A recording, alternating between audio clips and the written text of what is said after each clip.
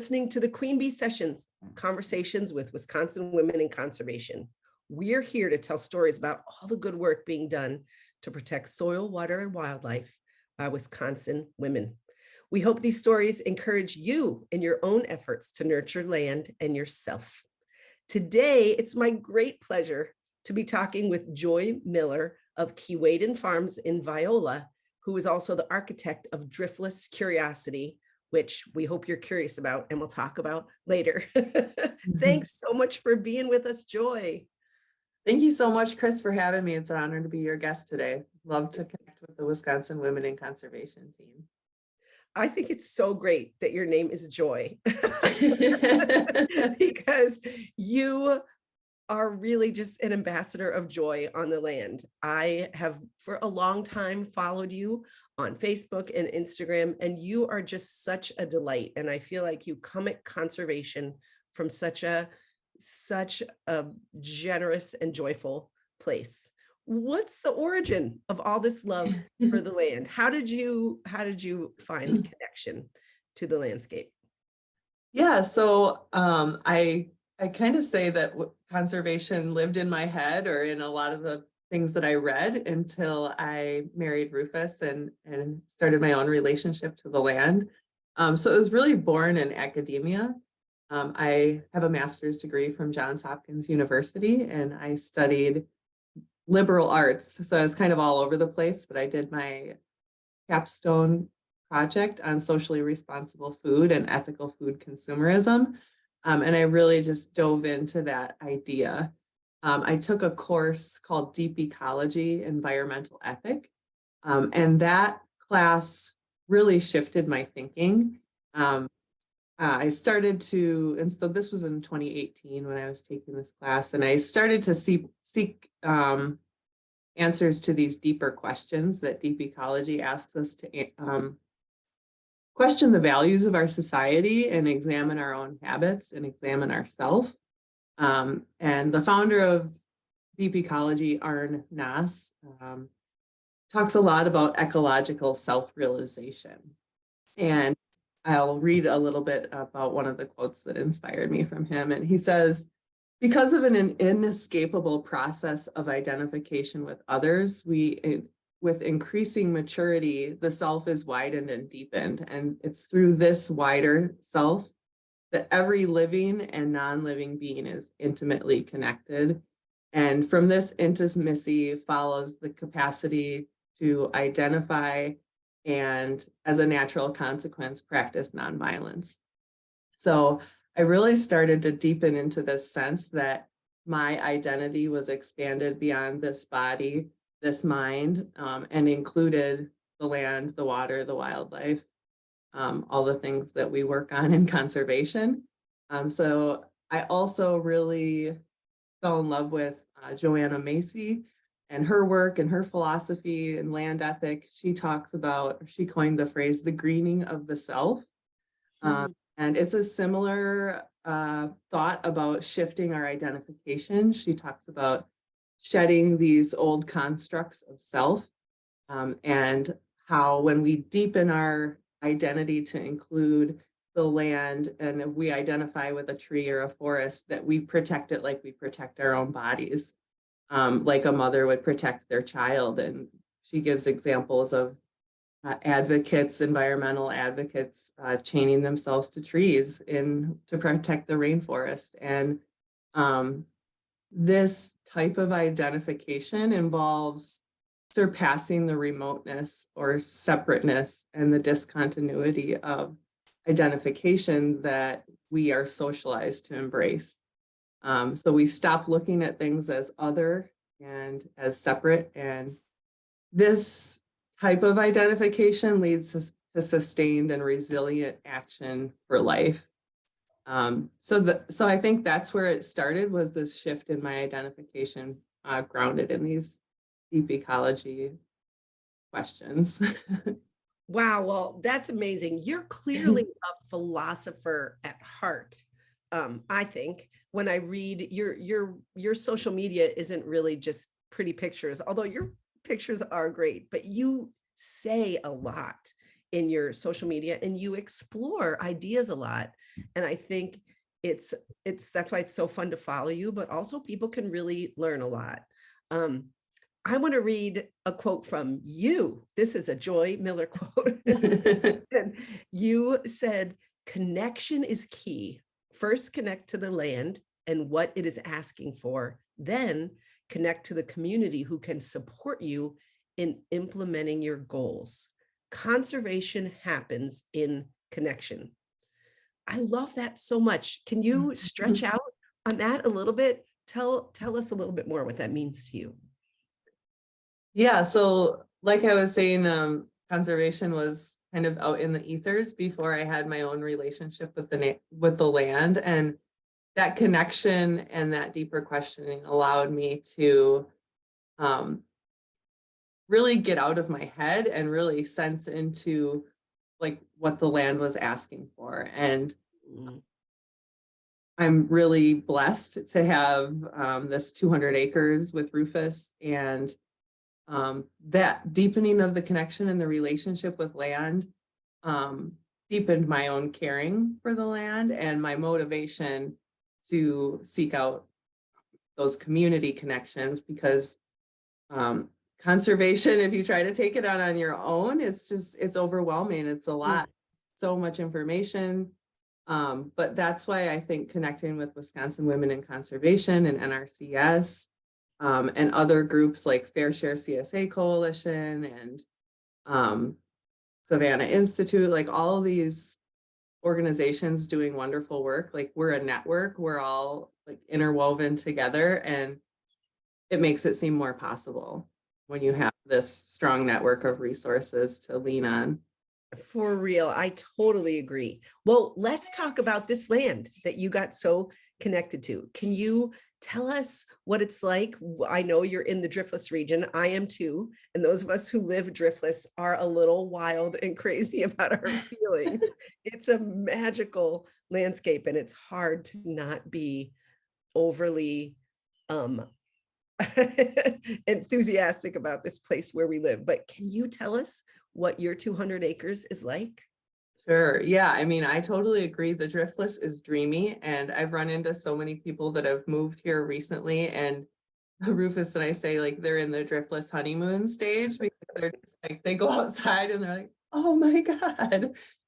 It's just enchanting. The diversity and the landscape is just so rich here. Our farm is a 200-acre property. It's on a ridge top outside of Viola, Wisconsin. It was originally a dairy farm. Rufus's parents bought it in 1976 and ran dairy cows, had a dairy operation until 1996. They weren't certified organic, but they had a deep land ethic, belonged to the Back to Landers movement. And so they really took good care of the land. And it was important to them to treat their animals well. And I think Rufus absorbed a lot of that ethic and even expanded on it. So we've been certified organic since 2004.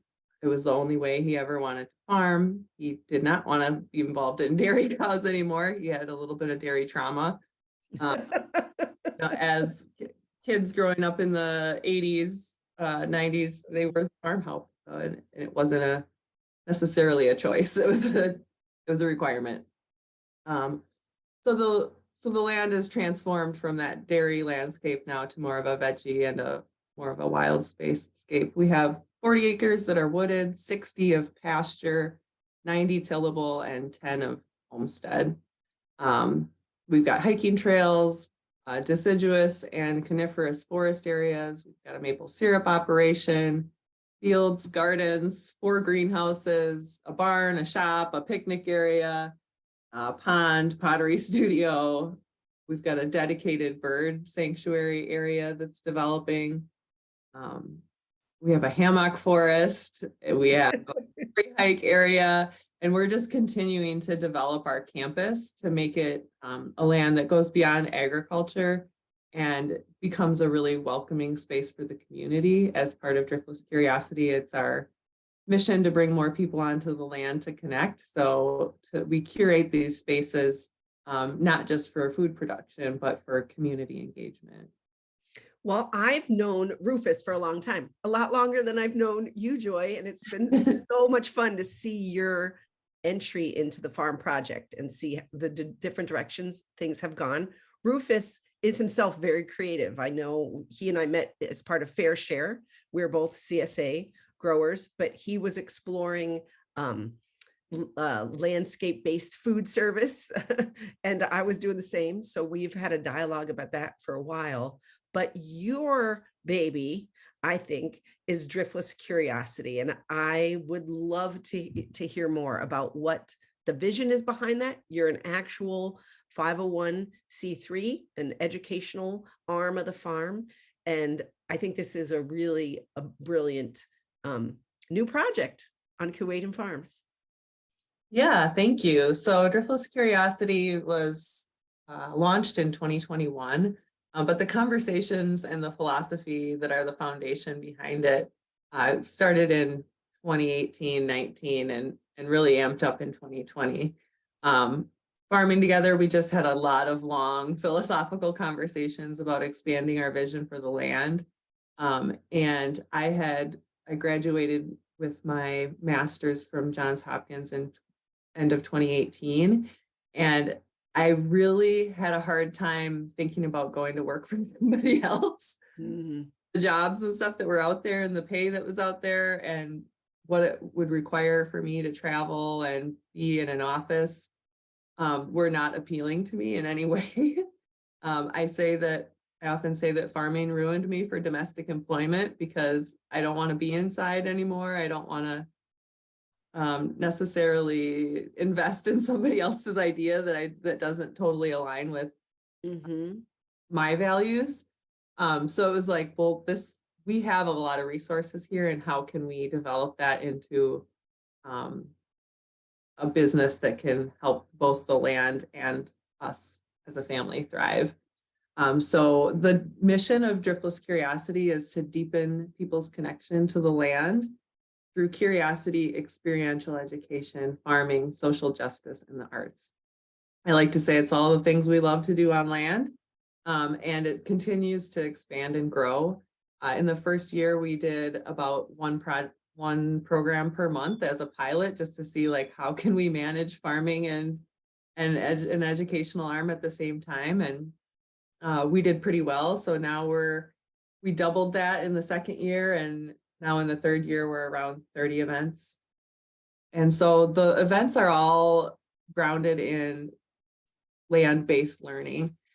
So first we started with things that were already in our wheelhouse, things that we're already doing on the farm that we could share with others, like making maple syrup, foraging, gardening, food preservation, canning, permaculture, using perennials in agriculture, nature journaling, stream studies and fly fishing. And in the second year, we started to bring in more local experts, and there's just a plethora of great farmers, food artisans, creative artists that we want to host, and so that they can share their passion.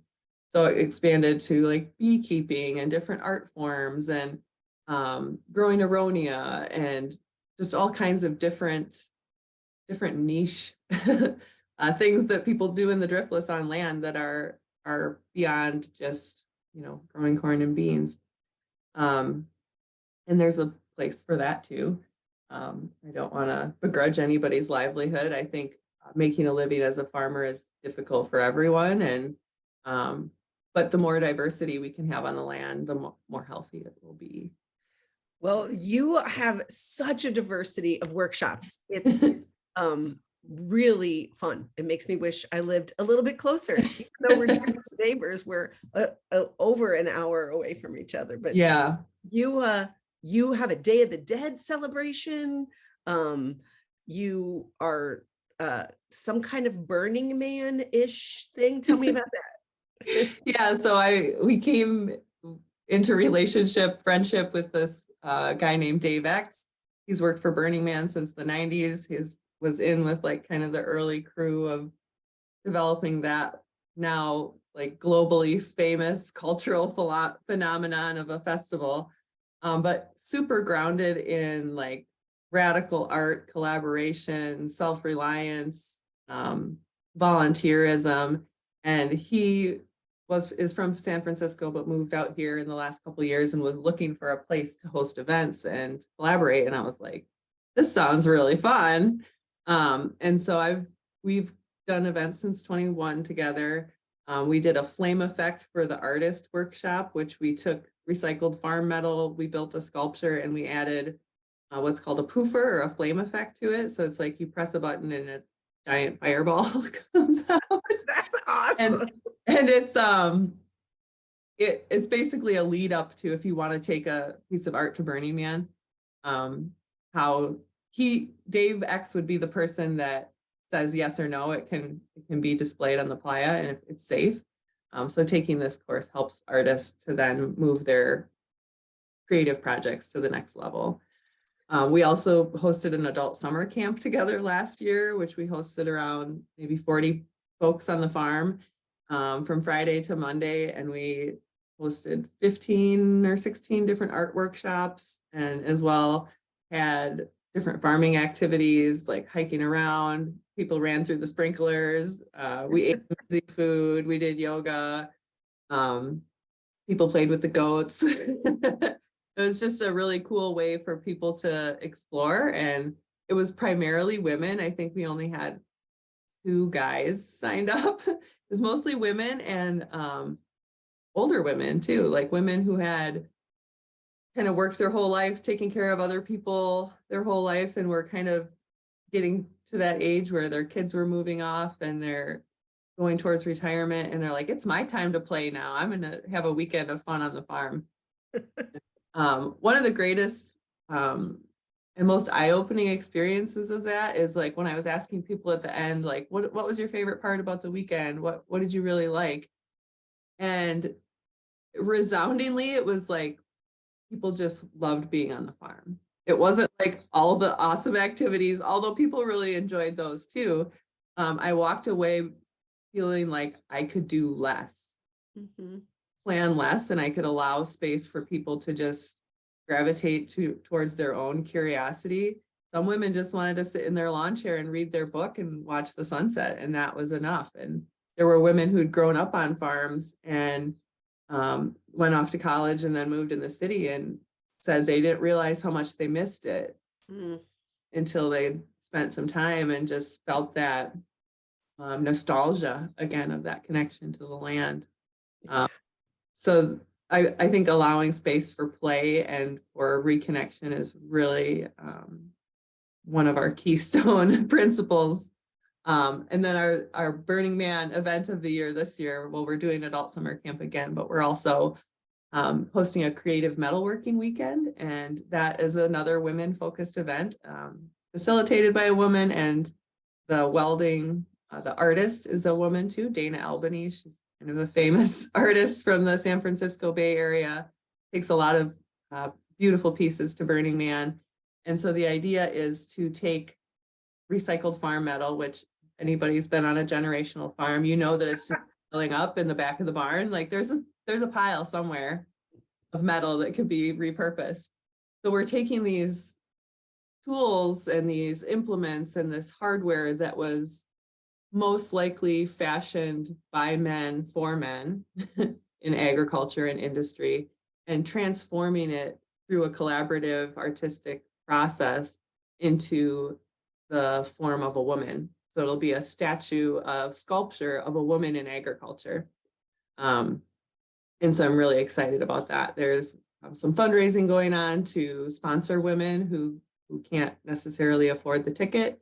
There's a big push in Detroit, a fundraiser going on there, and like 5 to 7 women, I think, have been sponsored that are doing a big road trip from Detroit out here. Few people from California, Arizona, like women are coming from all over. And I can't wait to see what this sculpture turns out to be like. And it'll be here when we have the regional day. So if people come to the regional day at the farm, they'll see it. That's really exciting. Well, we talk about in production ag, we talk about conservation in some ways as providing environmental services. Farmers control land. They still control most of the private lands in terms of the world's surface. And if we're going to solve the climate change crisis, it's going to be farmers providing those environmental services to the rest of the world. But what I think is super fascinating about your farm is you're providing environmental services to individuals. You're through the tourism aspect and the exploration, the curiosity aspect. You're actually inviting people in to heal and experience those environmental services in the here and now, which is so different from the climate discussion, which is very abstract and sort of future oriented. I just love that. I think it's going to be so much fun to be on your place for our WEWIC field day. And could you tell us more about that? It's in June. It's coming up. It's not too far away. Yeah, June 23rd, I believe. 23rd. Yeah. So yeah, I'm really excited to have a group of women join us on the land and to share some of the things that we do on our piece of property to practice conservation. So some of the highlights, I think, will be looking at our no-till production. That is kind of at the core of our farming practices. In 2020, we decided to pull way back on tilling. Rufus had done a ton of research. He's kind of a YouTube junkie when it comes to following farmer channels and looking at kind of some European models, and even it's more of an urban model. And so we take cardboard, we put it down onto grass, we put 12 to 14 inches of compost, and we plant straight into that. So in 2020, I think we got 15 semi-loads of compost. It was a big investment in our soil. 2020, the pandemic, so we had a ton of CSA signups, way more than normal. And so we used that money to invest in our soil because we believe that that's the foundation of our business and of having healthy land. So the no-till will definitely be an aspect. I also will talk about permaculture and kind of our goal to add a permaculture crop each year, and some of the things that have already been established, like hazelnuts, asparagus, fruit trees, raspberries, strawberries, honeyberries, aronia berries. And yeah, just looking at that as playing the long game of agriculture and investing in these perennial crops that have a lot of resilience. Yeah.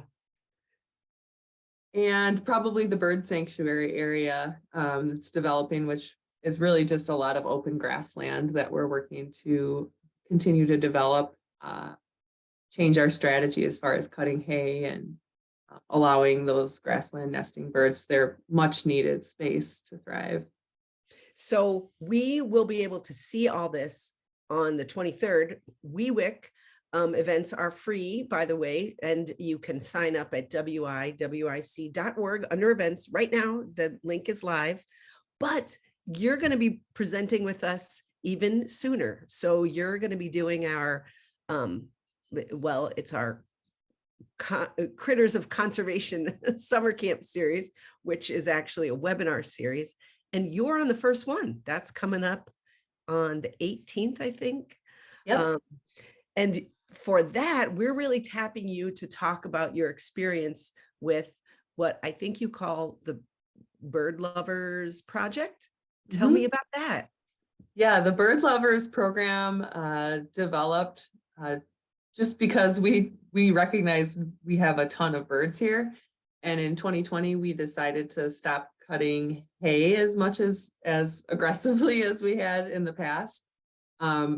Shifting from like, what money can the hay make to, there's more than just a financial bottom line on the farm. And I think that's an important message to get across, is the bottom line is an illusion. There is no one line. It's a thread of woven together complexities.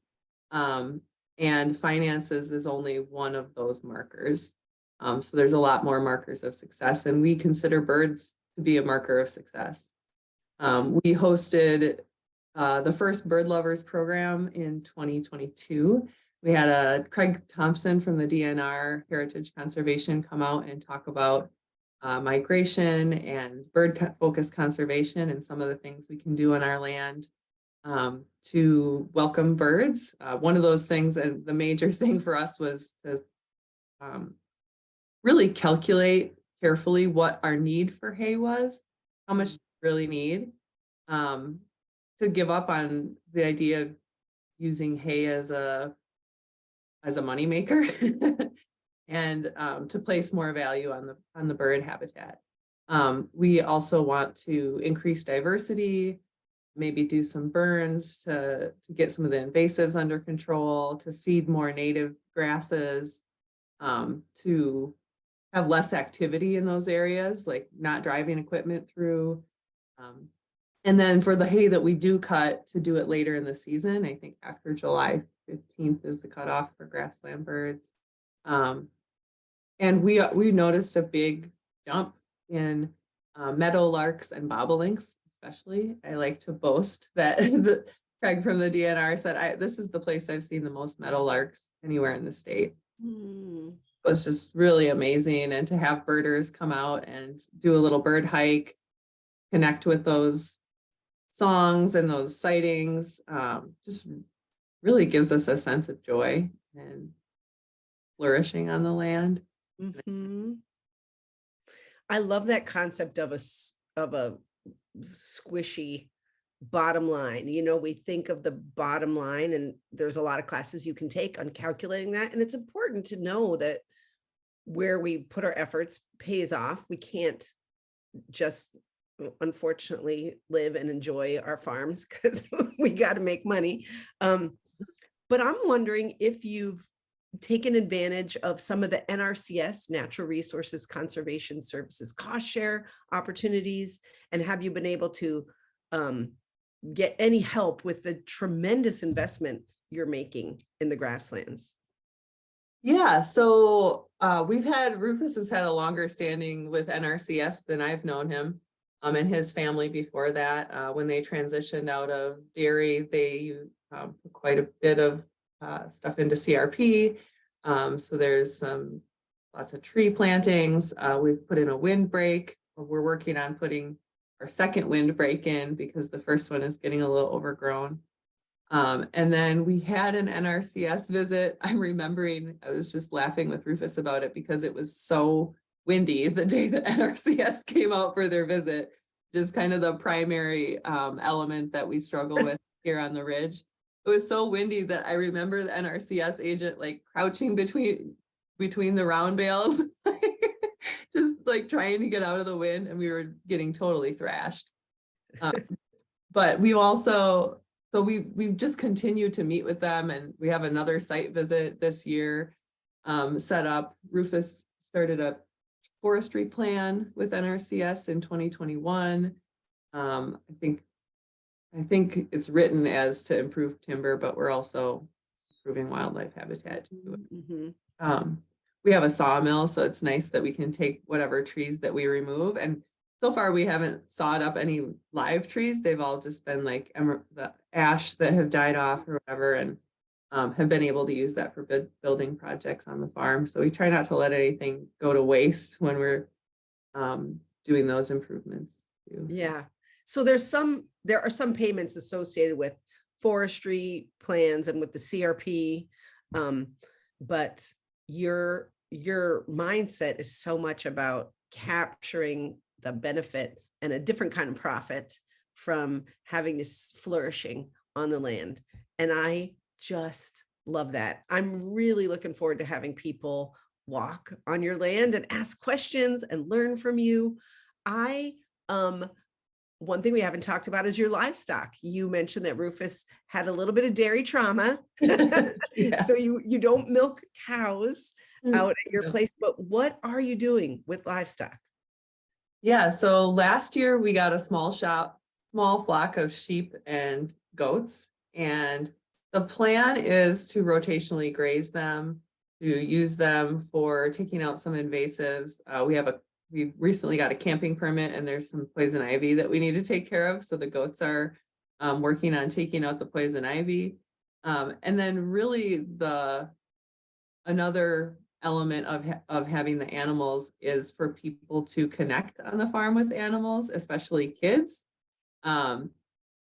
When kids come to the farm, they're like, cool, I'm on the farm. Where's your animals? They're like, we don't have any animals. We grow vegetables. They're like, that's lame. And they're like immediately off to the next thing. But I've found that the animals just really draw people in. I started small. I just have 4 sheep and now 1 goat. But I have 3 pregnant ewes, and hopefully it will expand the flock, and really use them as animal companions too. They're miniature breeds, so they're super cute and Oh. and pretty non-threatening. So baby doll Southdown sheep are pretty small and really cute and smiley. If you don't know what they look like, they're worth a Google. Just like a little happy boost. Google baby doll Southdown lambs.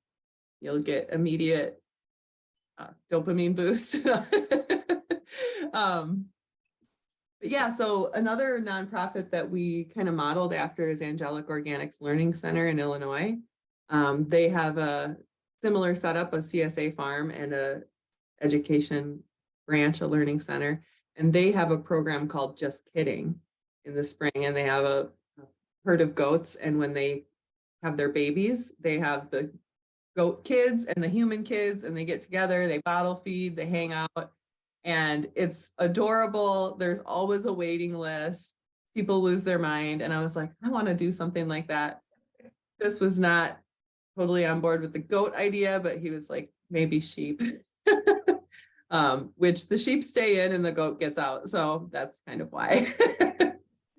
Goats are so hard to keep in, but They they are. do munch invasives that sheep won't necessarily go for, and you can count on them to almost climb up into that honeysuckle or whatever Yep. invasive you have and really tear it down. Well, I think people are going to have such a blast on your place. We've talked a lot about CSA without really defining it, and I think a key thing that you brought up is that you are working on doing no-till to grow veggies. And that is a tremendous challenge. As a former community supported agriculture, CSA grower, I know that tillage in organic management for veggies is a real double-edged sword. I mean, literally, it's a sword cutting through Mhm. the microbial life in your soil. And Yeah. many of us have struggled with sort of new knowledge that we have about how powerful the life under the soil is. People have really struggled to implement this. And I think it's interesting that you mentioned urban gardening, because I think there will be a lot for home gardeners and folks to see at your place that isn't typical vegetable production. But can you tell us a little more about the what you're implementing? I mean, I think that's actually a huge deal that we sort of Yeah. zipped right over in terms of Yeah. conservation. Moving to a no or low tillage model for growing veggies is giant. It's a giant thing. Yeah. It's a huge upfront investment, but I can't stress enough how worth it is in the long run. So we switched to no-till in 2020. One of our big influencers on that was Dr. Elaine Ingham. She has the Soil Food Web School, and she started really looking and changing at how we look at soil, from moving from a chemistry-based ideology to a more biological-based ideology. So instead of having soil tests and looking at what the chemistry is, how much nitrogen, how much phosphorus, NPK type stuff, into using a shadow microscope to look at the biological life, like where are the bears, where are the critters, what's moving and shaking in the soil, and looking at that from that perspective and trying to bring it into balance. So that was really eye-opening, just looking at the slides under the microscope in her courses and realizing what actually harm we're doing when we're especially in vegetable production. It's super extractive on the soil. If you're cultivating to keep the weeds down, you're doing a lot of disturbance and disturbing that natural makeup of the soil that can really do a lot on its own if we don't mess with it. So we ordered a lot of compost from Purple Cow out of Middleton. They're organic, certified organic. And we're also making our own compost. So it's like kind of a both and to really go full on. And compost is such an important process. And I feel like everybody should be composting, even if it's just in your kitchen. I see nowadays there's all kinds of like little machines you can put on your countertop that you throw your veggie scraps in, and like it makes soil. And it's working on both ends. One, it's working on our food waste problem. Two, it's creating this absolute gold that we need for growing food. So we have all of our greenhouses in no-till production, most of our gardens around the homestead, and then we still have a few fields that we till for like pumpkins and squash and some of the bigger places. But let me tell you, it is not fun to manage those fields. Once you kind of make the switch over to no-till, it's the compost is so rich, so easy to work with. You have way, way, way less weeds. I can't stress how much reduction of weeding. Like we went from weeding all the time and never being able to keep up to like picking a weed here and there out of the gardens. And Wow. just it's a game changer. Well, that's not what you'd expect, because the reason we till is we're trying to manage weeds. Like you're always going in there, even if you're shallow tilling, the goal is to just scratch up the surface. But you're saying moving to a no-till model, you've seen less weeds. Way less weeds. Well, that's a shock. That's not, I don't, that's not what I would expected to hear, but because you're doing the compost on top, Yeah, so the cardboard layer yeah, suffocates the weeds and those really persistent perennial grasses. And then if you have a clean bed of compost that doesn't have any seeds already living in it, like the compost we make, it's not done properly yet. right. Temperature, you have to keep it moist enough, you have to turn it off, you have to be actively managing it. But when you get really nice compost that's clean, you have a fresh bed. It's a clean slate. And there are dandelions blow in, burdocks get in there, so grass, creeping Charlie will try to creep in on the edges, but it's just such an easier way to manage, and has allowed us to have time for other things. Well, I cannot wait. I can't wait to see that. That's really, that's really exciting. I know that today you're going to be meeting with Richland County Tourism to talk about all the amazing programs you're offering the community. So I want you to get you off the Zoom in time to take a deep breath before they come. But before we go, can you tell us about your new farm stay, what you're moving toward with farm stay?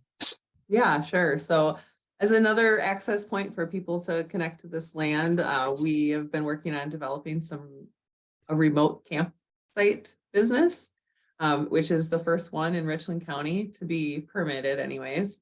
And so we just had our DADCAP inspection a couple weeks ago. We're open for business, and the remote camping means it's one campsite per acre. It's a certain distance from a road.